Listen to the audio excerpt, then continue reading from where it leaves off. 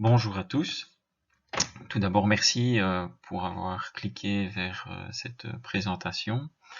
Alors, notre but est d'expliquer les tenants et les aboutissants de notre projet. En effet, nous avons constaté que la majorité des personnes qui nous soutiennent dans notre démarche ont une connaissance partielle du projet, et donc nous voulions corriger le tir. Mais il y a un deuxième objectif également, c'est d'avoir une présentation complète de notre projet pour les autorités et les associations qui pourraient nous aider d'une façon ou d'une autre dans la réalisation de ce projet. Et ça pour les différentes phases, donc la phase à court terme, donc c'est-à-dire dans l'immédiat, à moyen terme et à long terme. Mais je vais vous expliquer tout ça. Alors le projet originel, l'origine c'est notre fille Nell, d'où le nom Originel. Alors plus précisément, l'origine de notre projet familial, c'est de garantir un certain confort à notre fille souffrant d'un handicap,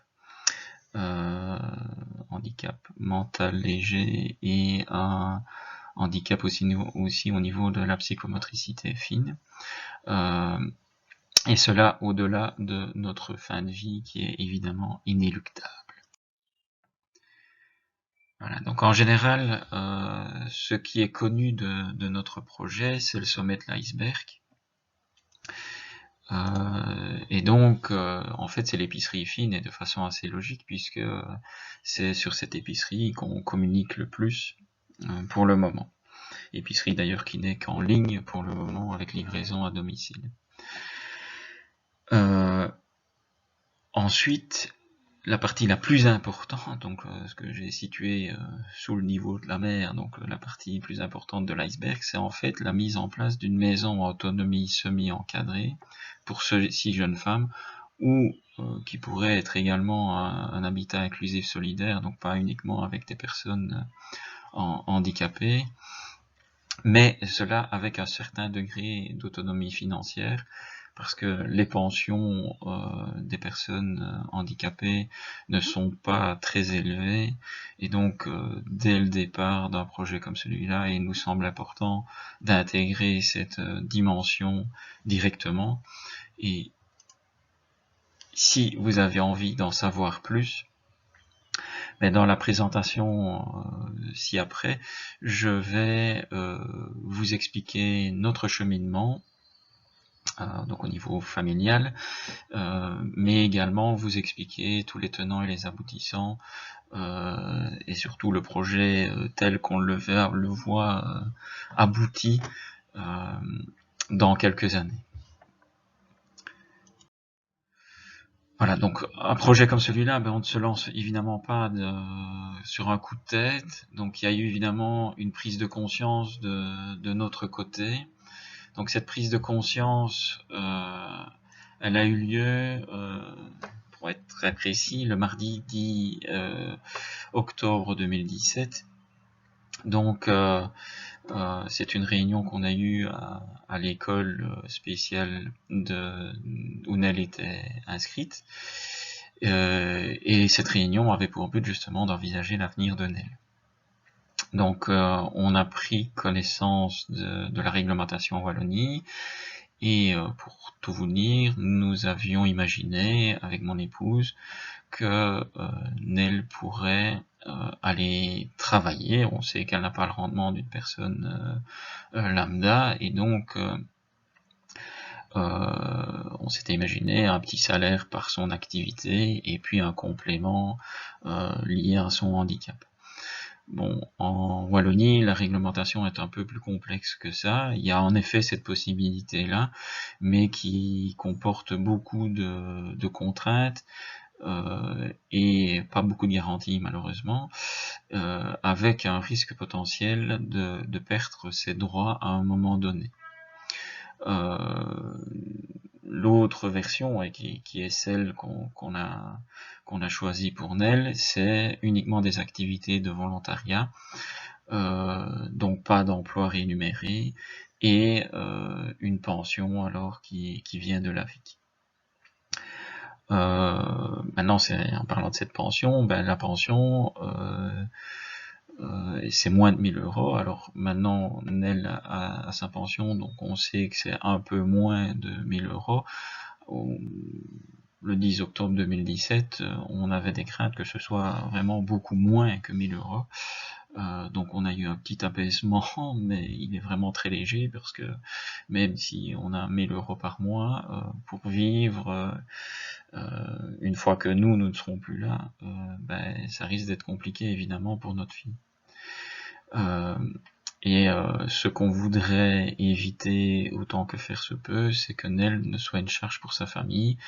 Elle a une famille en or, elle a des tontons, tatas, cousins, cousines qui sont proches d'elle, mais nous ne souhaitons pas que Nell soit une charge pour sa famille.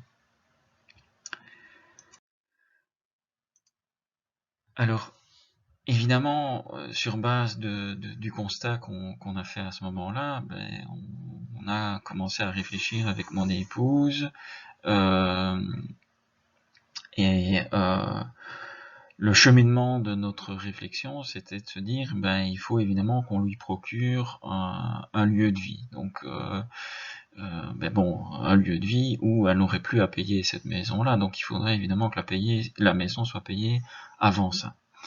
Un autre constat qu'on peut faire, c'est que il faut que cette maison, elle soit proche des commodités. Donc, il faut qu'elle ait accès au bus, au magasin, qu'elle puisse faire des activités et bien d'autres choses. Donc le choix de la maison et de la localisation de cette maison est évidemment très important. Et dans cette maison, évidemment, il faudra qu'on puisse aussi avoir organisé une vie sociale. Toute personne a besoin évidemment d'interaction avec son environnement, et donc il faut évidemment que la maison se prête évidemment à cette exigence. Alors il nous semblait également avec mon épouse important de penser à une vie de groupe. On voit bien comment notre fille agit. Donc s'il n'y a pas une petite organisation, ben, elle aime bien d'être devant son PC. Nous, on ne souhaite pas évidemment que sa vie tourne autour d'une chaise et d'un PC. Et donc, on veut éviter cet isolement au quotidien, et on pense qu'une dynamique de groupe, donc avoir au sein de cette maison un esprit de famille, est quelque chose d'important. Alors, avec mon épouse et tout un groupe, on a été investi pendant 14 ans dans une ASBL qui s'appelait l'ASBL pour eux, où on est venu en aide aux personnes malades et handicapées, ce qui nous a permis de prendre connaissance de toute une série de projets de maisons de ce type-là. Et donc ça a évidemment guidé un petit peu notre réflexion. Donc forcément, s'il y a une vie au sein de cette maison, il faut évidemment une organisation de vie dans ce milieu. Ce qui nous semble aussi important, c'est que il faut que, si c'est une maison avec un groupe, ben que chaque personne soit respectée dans son intimité, donc elle ait un lieu de vie qui lui soit propre, un endroit où elle peut se retirer, mais également évidemment une organisation vis-à-vis d'aides qui sont nécessaires par rapport au manque d'autonomie de chacune des personnes.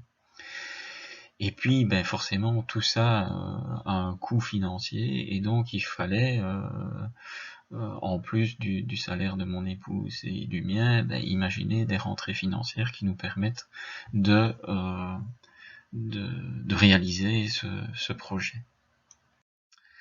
Alors, Pour y arriver, évidemment, il faut qu'on se base sur plusieurs personnes. Alors les personnes, évidemment, qui sont impliquées, je vais d'abord citer ma fille Nell, qui doit évidemment être impliquée dans le projet. Il n'est pas question, évidemment, de venir et d'imposer quelque chose qui lui correspondrait pas et qu'elle ne souhaiterait pas.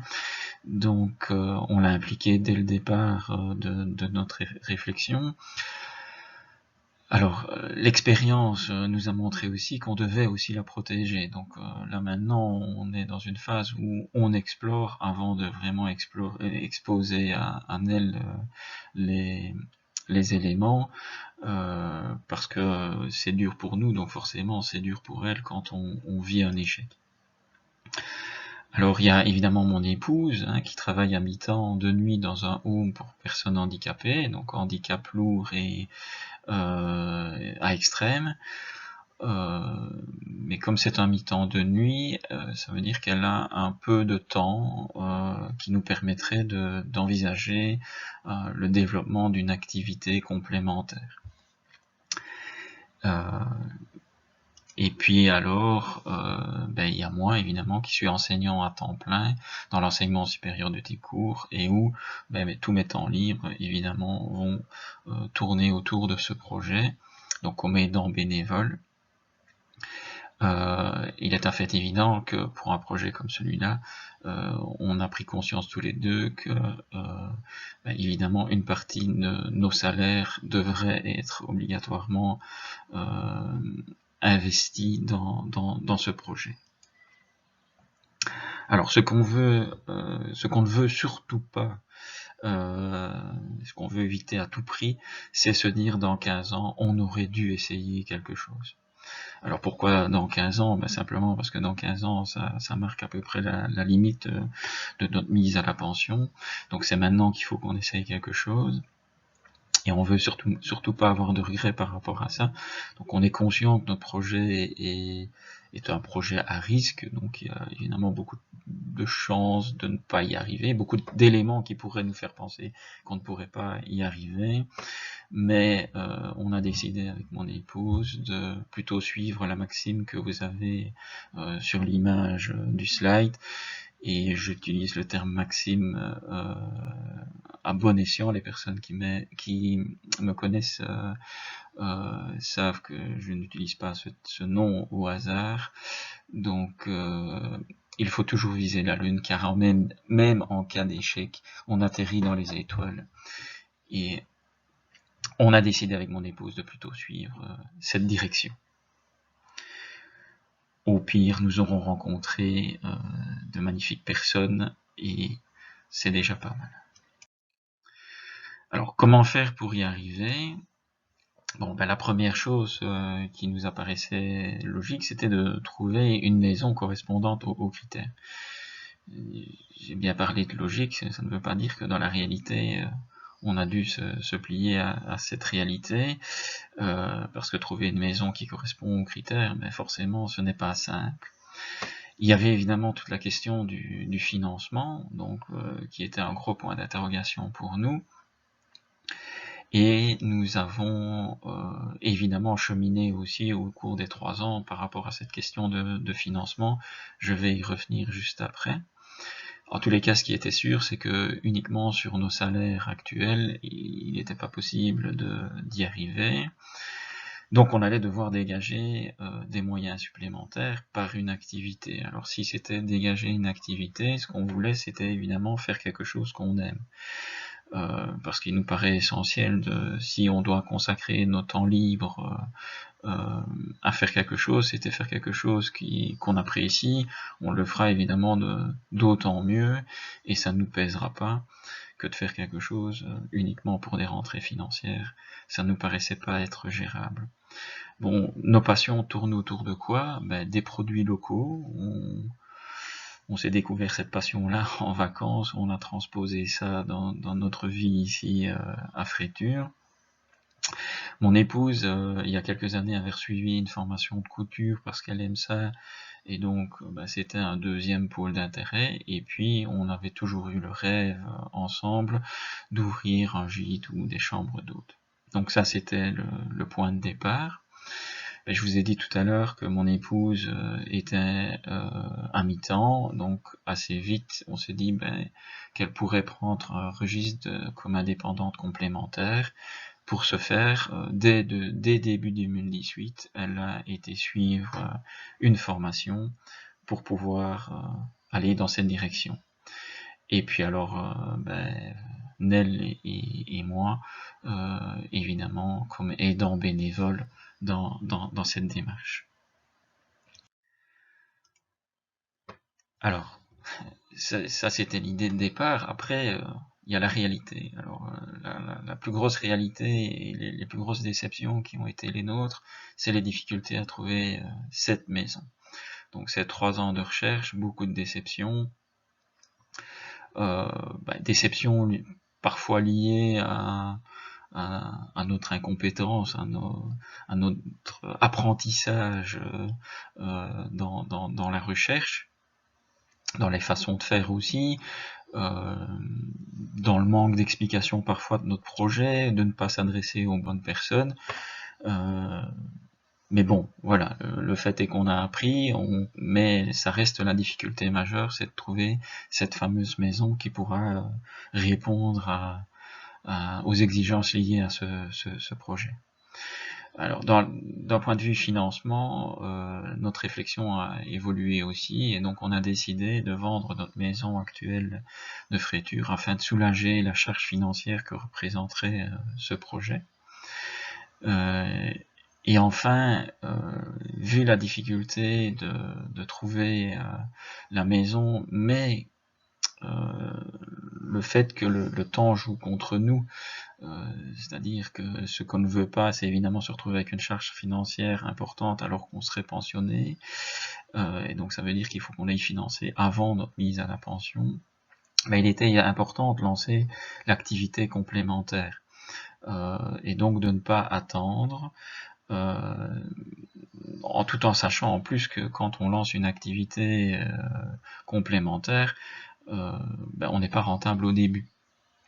Et donc, on a assez vite, avec mon épouse, décidé de lancer l'activité pour justement avoir passé ce cap de la non-rentabilité du début, une fois qu'on sera un peu mieux installé. Alors, en termes de timing, le démarrage de l'activité complémentaire s'est réalisé le 1er mars 2019. En fait, on a démarré uniquement avec les activités couture, donc le volet coccinelle de l'aventure originelle. Donc ça, c'est un premier point de départ. Donc l'activité a commencé gentiment.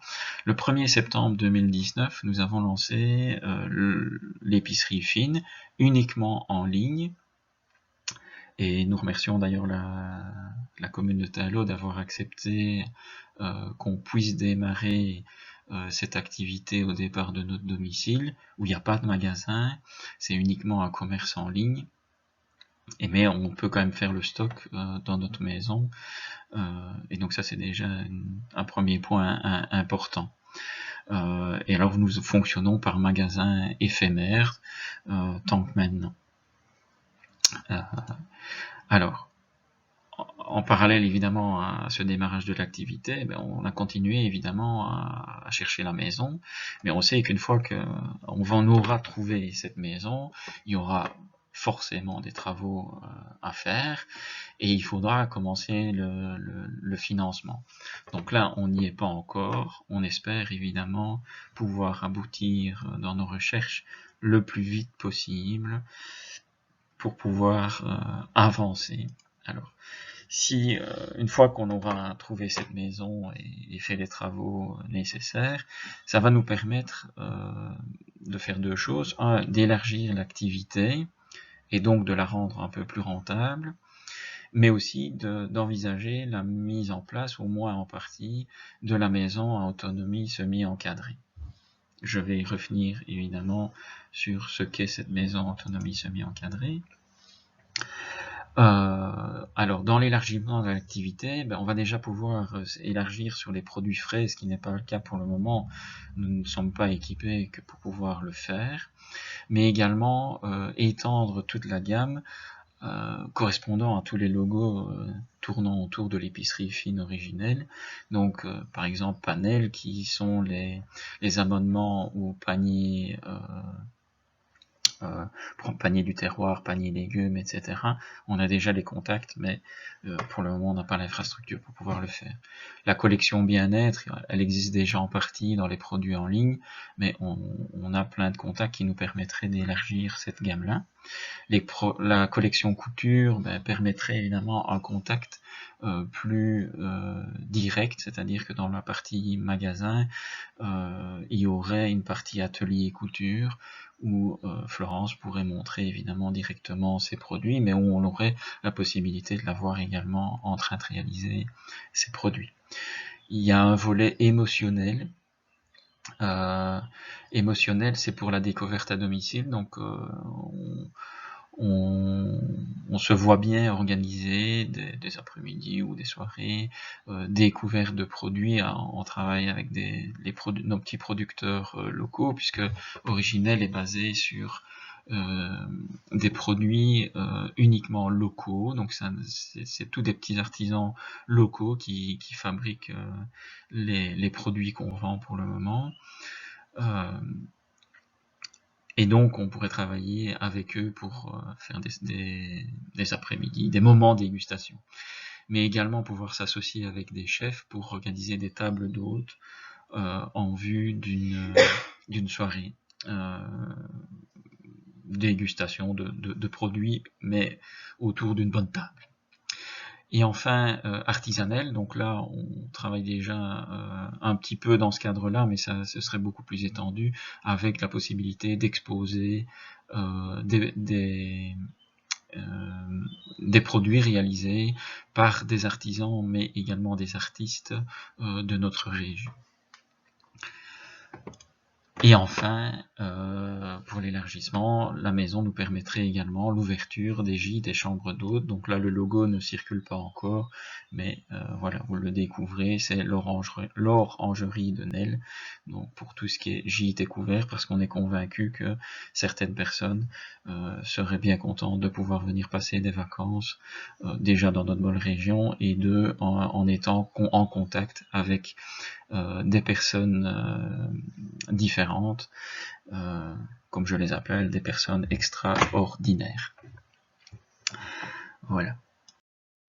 Alors, le projet en tant que tel est dans la phase de mise en place. L'objectif, c'est la maison à autonomie semi-encadrée. Qu'est-ce que c'est qu'une maison à autonomie semi-encadrée?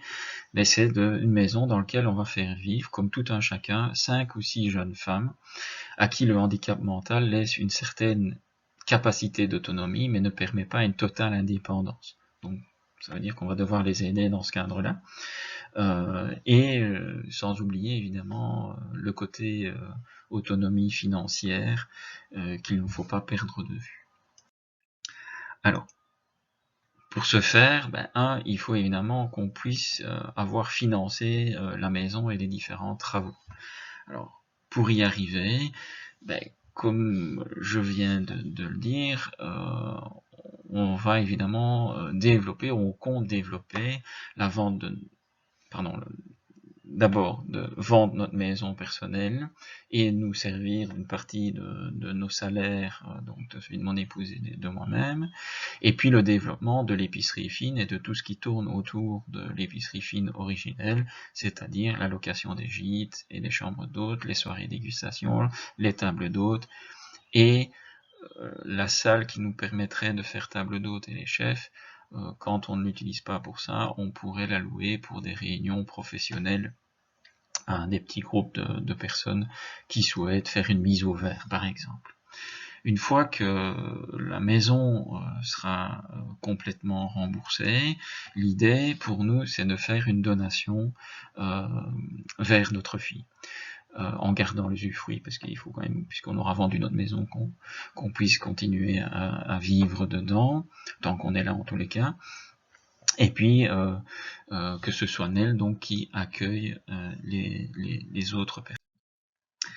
Et donc, le projet dans quelques années, donc c'est-à-dire une fois la maison payée, notre objectif, c'est de réaliser la mise en place d'une ASBL. Alors là, je ne suis pas sûr à 100% qu'on attendra que la maison soit complètement payée pour la mettre en place, mais en tous les cas, dans l'idée, il faudra de toute façon la mise en place de cette ASBL. Et qui dit ASBL dit évidemment le fait de la financer. Donc pourquoi financer?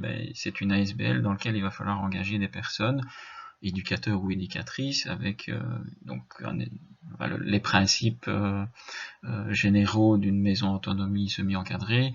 C'est souvent un éducateur ou une éducatrice qui passe le matin, qui surveille le fait qu'ils sont bien tous levés, que tout le monde part bien travailler, que ça se passe bien le matin. Et puis tout le monde part travailler et on a de nouveau un éducateur qui revient fin de journée et qui organise la fin de journée et la soirée. Une fois que tout le monde est rentré du travail, le repas du soir et puis la petite activité du soir, tous ensemble.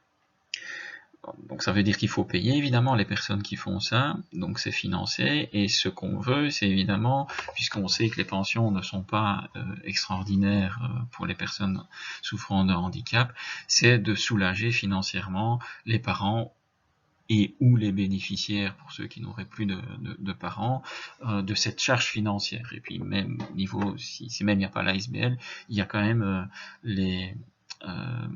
les frais liés à l'utilisation de la maison, les consommables, quoi.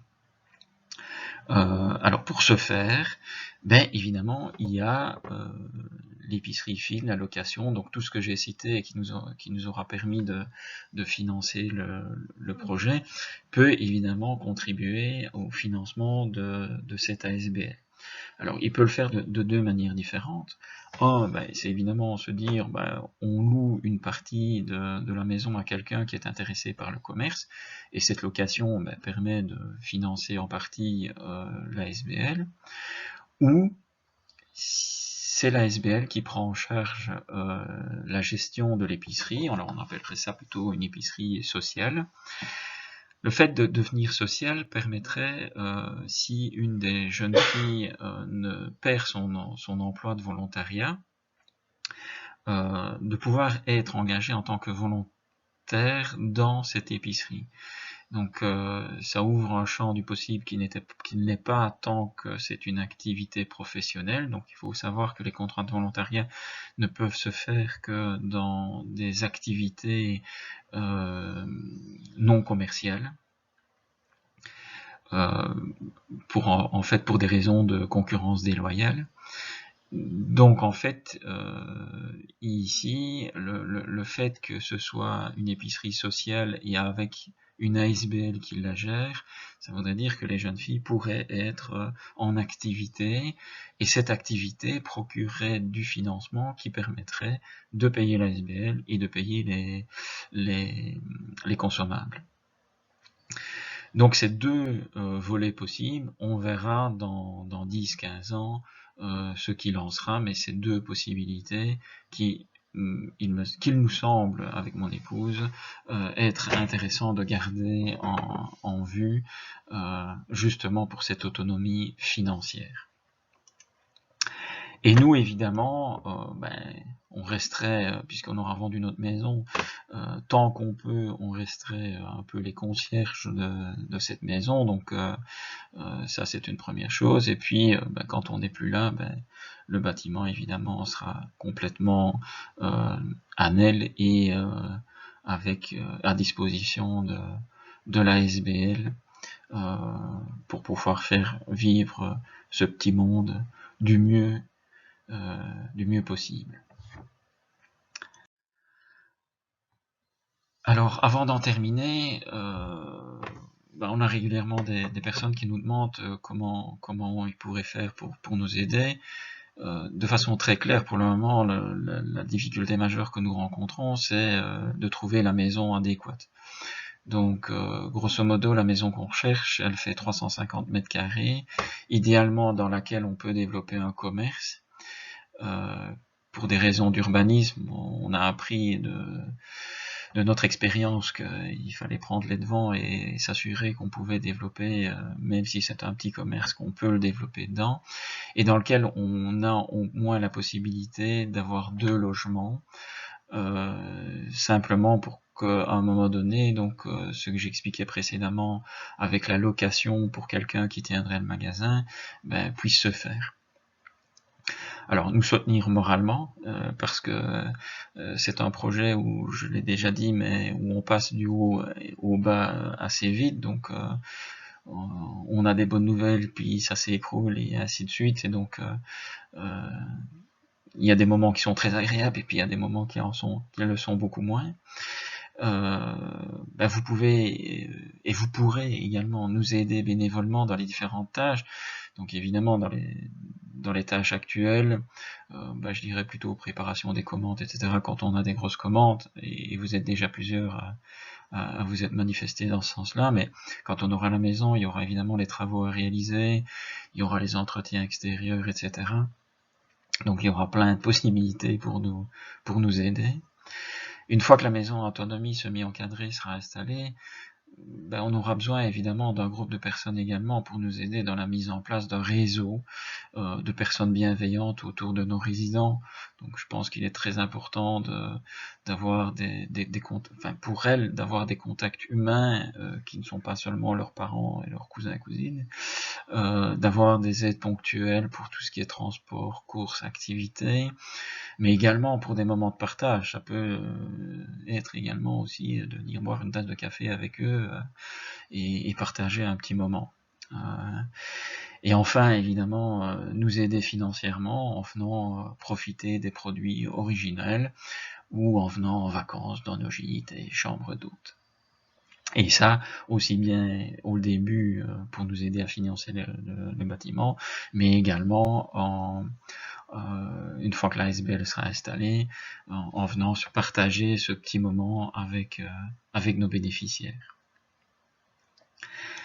Voilà, je vous remercie du fond du cœur de m'avoir écouté jusqu'au bout. J'ai été un peu long, un peu plus de 30 minutes, mais merci du fond du cœur de m'avoir écouté. Et maintenant, vous connaissez vraiment les tenants et les aboutissants de notre projet originel.